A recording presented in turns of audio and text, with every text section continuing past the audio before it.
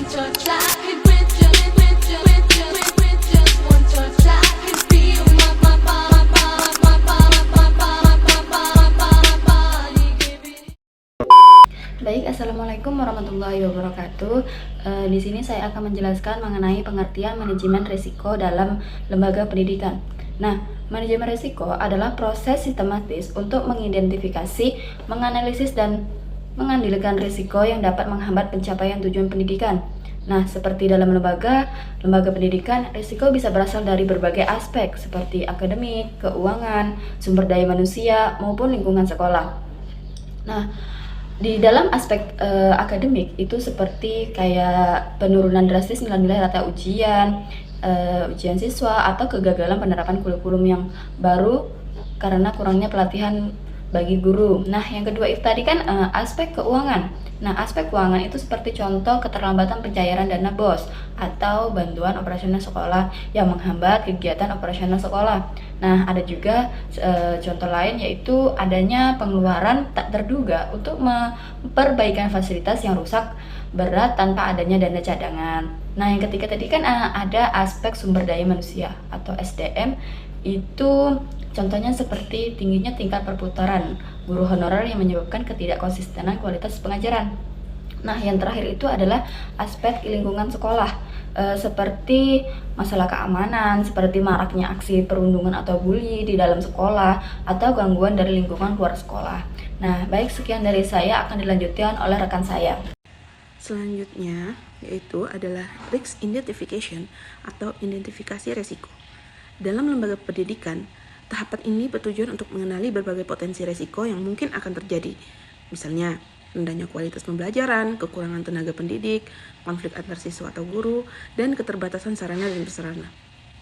Jadi, risk identification ini atau identifikasi resiko ini adalah langkah penting untuk memastikan bahwa lembaga pendidikan dapat berjalan dengan baik dengan mengenali resiko sejak awal. Sekolah atau institusi pendidikan dapat lebih proaktif, tanggap, dan terarah dalam menghadapi tantangan.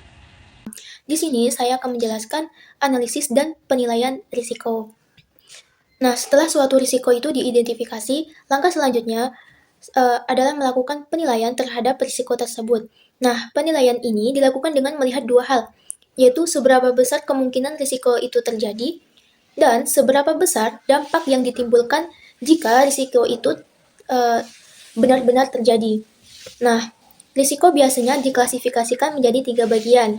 Yang pertama, risiko tinggi, yaitu risiko yang memiliki dampak sangat besar dan sering terjadi.